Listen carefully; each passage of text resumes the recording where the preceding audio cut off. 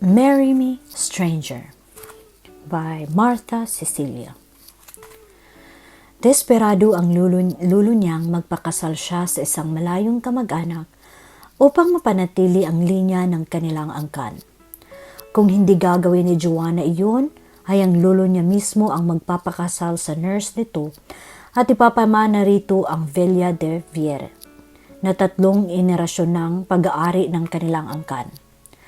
Gagawin ni Joanna ang lahat, huwag lamang mawala sa ang kanila ang villa kahit nabayaran niya ang isang estranghero upang magpanggap na asawa niya. But when things didn't work to her advantage, she offered her, the handsome stranger, half of her inheritance. Pakasalan lamang siya nito ng totoo. She gambled everything, including her heart. Huwag niyo pong kalimutan mag-subscribe sa aking channel at i-click po ang notification bell para lagi po kayong updated sa aking mga bagong upload na tiyak na ating takikiligan. Hindi ninyo masisisi ang mga magulang ko sa hindi niyo pagpapakita ni Mama sa nakalipas na mga taon. Dinadalaw namin kayo pero halos ipagtabuyan ninyo kami. Bumaba ang tinig niya. Kinakabahang baka takihin ng abuelo. At ano ang inasahan mo sa akin matapos ang ginawa ng mga magulang mo? He barked. They fell in love and it wasn't my father's fault that he had been poor. I have always wanted your mother to marry a de Vere. Subalit dahil hindi madaling maghanap ng isang lalaking kapareho ko ang apelyido, ay wala akong nagawa nang magpakasal siya sa ama mo. I could have forgiven your father for being a poor bastard and for taking my daughter away from me. Ganoon naman pala, bakit kayo nagagalit sa kanila?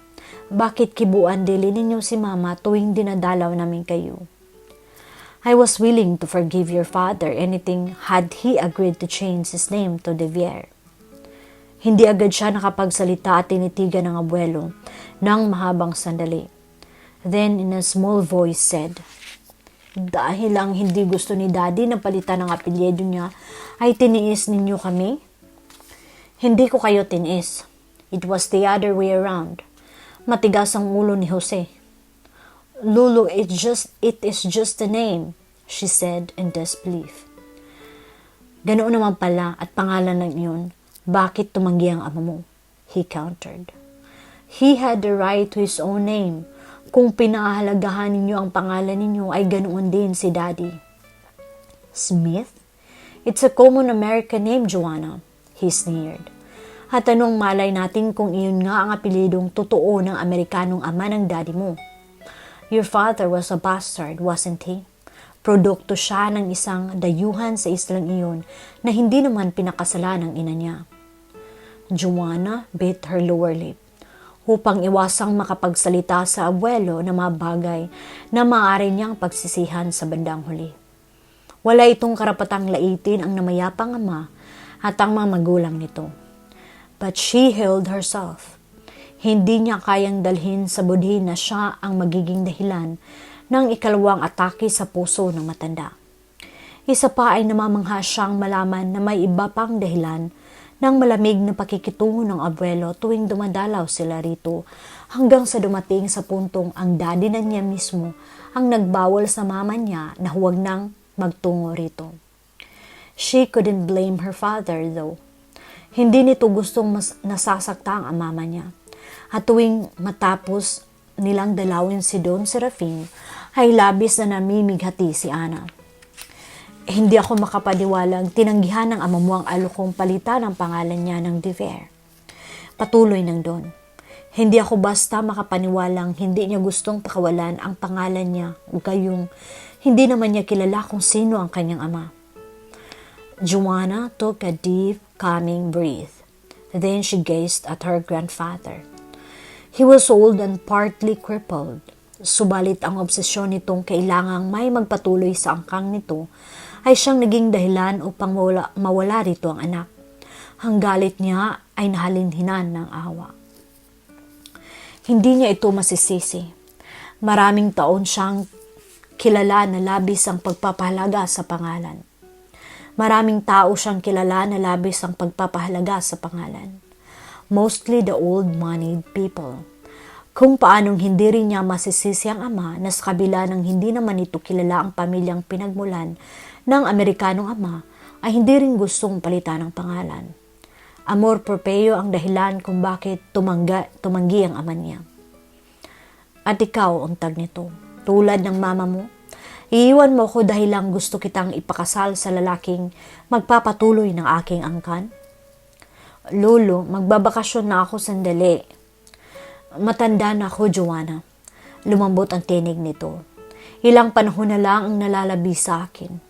Hindi naman siguro masamang tiyakin ko na may apo akong magpapatuloy sa aking pangalan. At ikaw na lang ang pag-asa ko. Lolo, kung mag-aasawa ako, iyon ay sa lalaking gusto ko at hindi yung pinili ninyo para sa akin.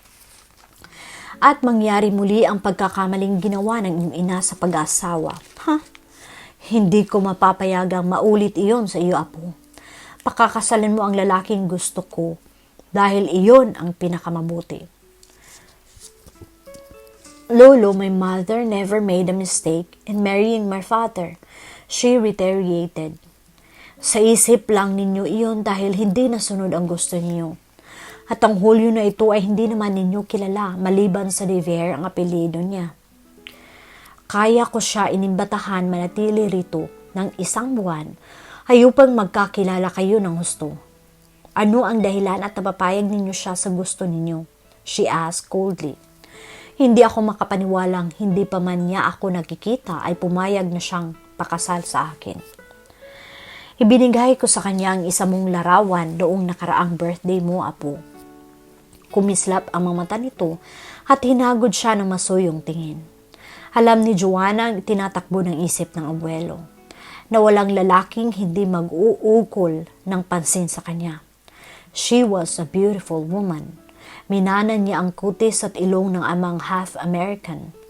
Kulay kastanyas ang buhok niya na namumula kapag nasisinaga ng araw. Lolo, hindi sapat na naipakita ninyo sa kanya ang larawan ko para pumayag siyang pakasal sa akin. Huwag mong malitin ang nagagawa ng salapi, apo, sagot ng matanda. $500,000 on your wedding day. At kung magkakaanak kayo ng lalaki, mapupunta sa kanya ang 3 bahagi ng buong kayamanan ko. You are that desperate? Hindi makapaniwalang sabi niya. Don Serafin sighed patiently. Ang lupain at kayamanan ko ay nagmula sa angka ng mga Dever. Bakit ko ipagmamaramot kung hindi naman mapuputol sa akin ang lahi ko? Oh God, napapailing niyang osal. Hindi kayo nagmamaramot, Lolo. You are paying him to marry me. Ano naman ang masama roon? Lahat ay salapi ang motibo, Joanna. Tulad mo, alam kong ang salapi ko ang dahilan kung bakit nananatili ka sa piling ko. He said breathlessly. Gusto niyang magalit sa akusasyong iyon dahil hindi iyon totoo. But her grandfather was old. Walang silbi kung magagalit man siya at makipagtalo rito. She couldn't win anyway. Hindi ko kailangan ng salapi ninyo. Sapat ang naiwan sa akin ng mga magulang ko. Taas noon niyang sagot. Sapat? Kailan ba nagiging sapat ang salapi? He taunted. Huwag mong ipagmalaki sa akin ang iniwan ng mga magulang mo sa iyo, Joanna. Ang salaping idineposito ko sa iyo sa bangko para lamang sa sarili mong gastusin ay halos kapariho na ng halaga ng inipon nila sa iyo sa buong buhay mo. Sapat sa akin iyon, Lolo. Umismid ang Don. Huwag mo akong papaniwalain diyan, apo. Patuloy nito sa panguyam. Hindi ka sinanay sa hirap ng mga magulang mo.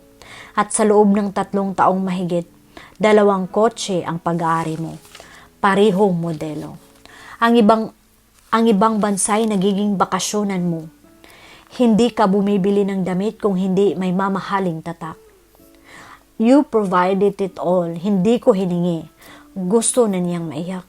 At sinusumbat ninyo sa akin. Oh no. Tanggi nito, bumaba ang tinig. Hindi ako nanunumbat. I am stressing a point. Sanay ka na sa luho. You have a very high standard of living now, my dear child. You just can't give it up. Try me, hamon niya. Matabang na tumawa ang Don. Really? Hindi ba at gusto mong mapasaiyo itong villa? Swabing sagot nito, naghahamon. Dahil pamana ko ito, she said angrily. Ako ang huling direktang kamag-anak ninyo. Hindi ako naniniwalang iiwan ninyo sa isang estranghero ang lahat ng ito. Huwag kang pakakasiguro. Iiwan ko ito kung kanino man gustong iwan. The old man's voice held warning. Hindi ka mawawala ng mamanahin ayon sa batas. You will inherit the whole farm. Pero posibleng mawala sa iyo ang villa hanggang sa ilang ektaryang lupang nakapaligid dito. Nilingan niya ang kabahayan. Ilang henerasyon na itong nakatayo roon, but it looked tough. Materialis fuertes. Ang ibang bahaging ginupo ng panahon ay naparenovate na ng Don, restored to its former grandeur. At ang villa ay mananatiling nakatayo kahit pa sa susunod na maraming taon. The pieces of furniture were of good quality. Irreplaceable antiques.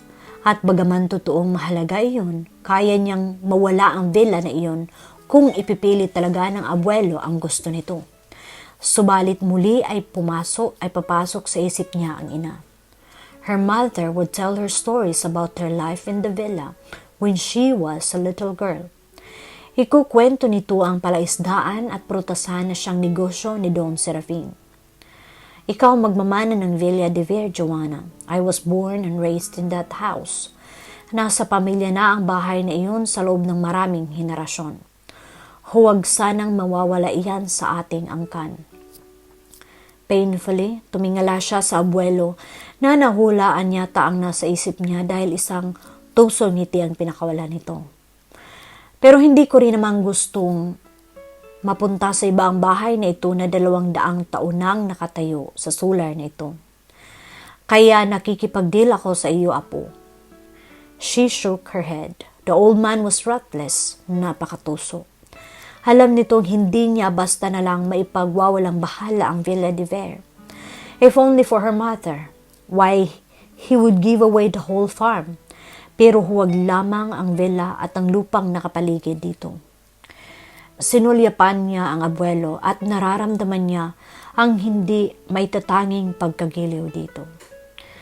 Gayunman, wala itong ipinagkaiba sa ibang masalapi, na sa isang pitik ng daliri ay makukuha ang anumang naisin. The old man was stubborn, tulad din niya. Hindi niyo ako dapat pilitin, Lo, dahil kung tutuusin, mananatili tayong malayo sa isa't isa kung hindi namatay ang mama. Hindi magkakaganoon kung hindi kayo inalayo ni Jose sa akin. Paikot-ikot na lang ang usapang ito, she said with a sigh. This is a millennium, Lolo. Hindi na uso ang arranged marriages. Suddenly, he looked forlorn. Sa pagkakakulong nito sa wheelchair, he looked old and defeated. You can't be cruel to your old man, Joanna. Anto sa basag at mababang tinig. Wala na nga yata akong dapat pang asahan. Tuluyang mawawala ang lahing de Ver. Para namang may kumurot sa puso ni Joanna. Kahit naman sandali pa lamang ang muli nilang pagsasama, ay alam niya sa kaibuturan ng kanyang pusong mahal niya ito. There were times in the past, tuwing dinadalaw nilang mag-ina ito na kinakandong siya nito. Pagkatapos ay marahas na ilalapag kapag nararamdaman may dumarating na ibang tao. Hindi niya iyon maintindihan noon. Now, she realized that the old man loved her too. Kahit noon, he was just as stubborn and too proud to acknowledge his mistake.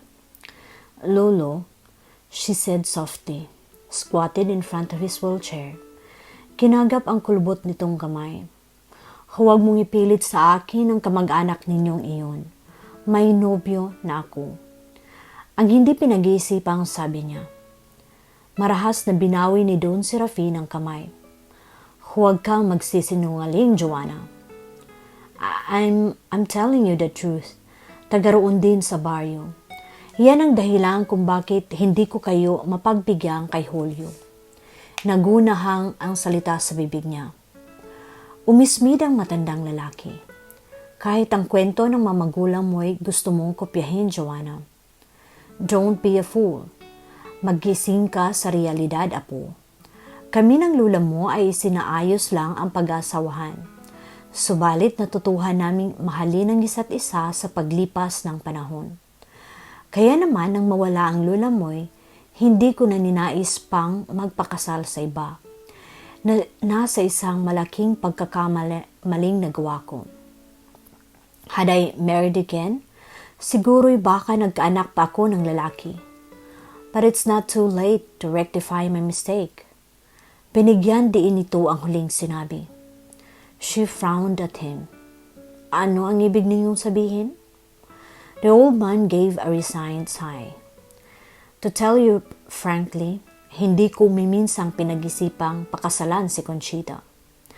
I'm 69 all right, subalit ang posibilidad na mabigyan ako ng anak ni Conchita ay naroon pa rin. At ano ang malay natin, baka siya ang makapagbibigay sa akin ng anak na lalaki. What? Maaari kong pakasalan si Conchita, apo. She was horrified. You can't marry her. Conchita was 33. She wasn't beautiful, but she wasn't bad-looking either. Maputi at palaayos, at sa kabila ng suot na puting uniforme, ay hindi maipagkakaila ang magandang hubog ng katawan. Bagaman hindi niya gusto ang nurse sa una pa lang na ipinakilala siya ni Don Serafin dito, ay sinisikap niyang maging civil dito. Bakit hindi, iha? Sa loob ng 3 taong mahigit ay siya ang tanging kasama ko rito at matigang nag-aalaga sa akin. At hindi masamang tumanaw ako ng utang na loob at natitiyak kong tatanggapin niya ang proposal ko sa sandaling yalo ko sa kanya iyon. Tinitigan niya ang abuelo. Nasa mukha nito na hindi ito nagbibiro. Desperado itong huwag matapos dito ang angkan. At bilang asawa ay magagawa kong iwan sa kanya ang villa at ang kalahati ng farm. Gagawin mo iyon? Bakit hindi? Walang mahagilap na sabihin si Joanna. Tahimik na lumabas ng silid ng abuelo. Subalit ang usapang iyon ang naging dahilan upang lihim niyang pagmasdan si Conchita. Kung noong mga nakarang araw ay pansinin dili niya ang nurse, ngayon ay palihim niyang pinag-aaralan ang mga kilos nito. Hindi niya maiwasang hindi mag-isip na maaring may interes ito sa lolo niya. Though efficient, may kahalong lambing ang babae kung magsilbi sa Don. At ngayon lang niya natitigan ng husto ang uniforme nito. She thought it was one size smaller. Parang mahirap isiping magiging lola niya ito. Taglay ang suliraning iyon ay umuwi sa Puerto Galera si Joanna. May sinasabi ho ba kayo? Tanong niya kay Tia Coring nang maulinigan niya ang tinig nito. Ang sabi ko ay kung gusto mo pa ng kape, wika nito. Hawak sa kamay ang takore. Wala sa loob siyang tumango at sinalina ng matandang babae ng kape ang tasa niya. Hindi ako makakapayag na mauwi kay Conchita ang villa, Tia Coring. She said vehemently. Pero lalong hindi ako pakakasal sa Hulyo na iyon. Isang malalim na paghinga ang pinakawala nito. Mabigat ang suliraning nakaharap sa iyo, Joanna. Marami akong alam na nagpapakasal na magkamag-anak upang huwag lang mapunta sa ibang kayamanan at tumaasa kung magiging matalino ka sa pagpapasya. Tumalikod ito at ibinalik sa kala ng takore. Pagkatapos ay naglatag ng pinggan sa mesang malapit sa counter. Itinulak niya ang pinggan sa gitna ng mesang kawayan. Paano nga kung si Conchita ang maging senyora ng vela? Matatanggap pa niya iyon? Habang minumuni-muni niya ang bagay na iyon, ay nagsisikip ang kanyang dibdib. She had nothing personal against Conchita, pero hindi naman tamang dito mapunta ang villa. Malibang magkamag-anak nga ang abuelo rito sa sandaling pinakasalan ito, that would make Conchita's child a dever. Kung magkakamag-anak. Ang kabilang bahagi ng isip niya, Sa edad at kalagayan ng lolo niya, duda siya roon. Ni hindi na nga ito nagawang sundan ang mama niya gayong dalagitan na ito nang mamatay ang lolo niya. Kaya marahil nagkaubusan ng lahi nito ay dahil hindi talaga productive ang Madiver. Kaya naman, hindi maiwasang hindi pumasok sa isip niyang ginagamit lang ni Conchita si Conchita ng abuelo laban sa kanya. Ang pag-isip niya ay naputol mula sa pinto ng restaurant ay nakita niyang may taong pumasok. Kumunuot ang noo niya habang pinagmamasan ang paglakad nito patungo sa counter. Ang lalaki sa lancha? At hindi nito napunan na nasa gilid lamang siya dahil tuloy-tuloy ito. Magandang umaga, came the male and deep voice. Ikaw pala iho, magandang umaga naman. Excited na bati ni Tia Coring. Humagod ang tingin nito sa kabuuan ng lalaki. Galing ka na ba sa dagat niyan? Akala ko'y tulog ka pa. Inaayos ko ang lansya, mukhang hindi ko pa rin mapaandar. Baka pumunta na ako sa bayan at tingnan kung may mabibili akong piyesa. Baka hinahanap na ito ng may-ari. Maupo ka at ihanda ko ang almusal mo, iho. Teka, at kukunin ko ang kape.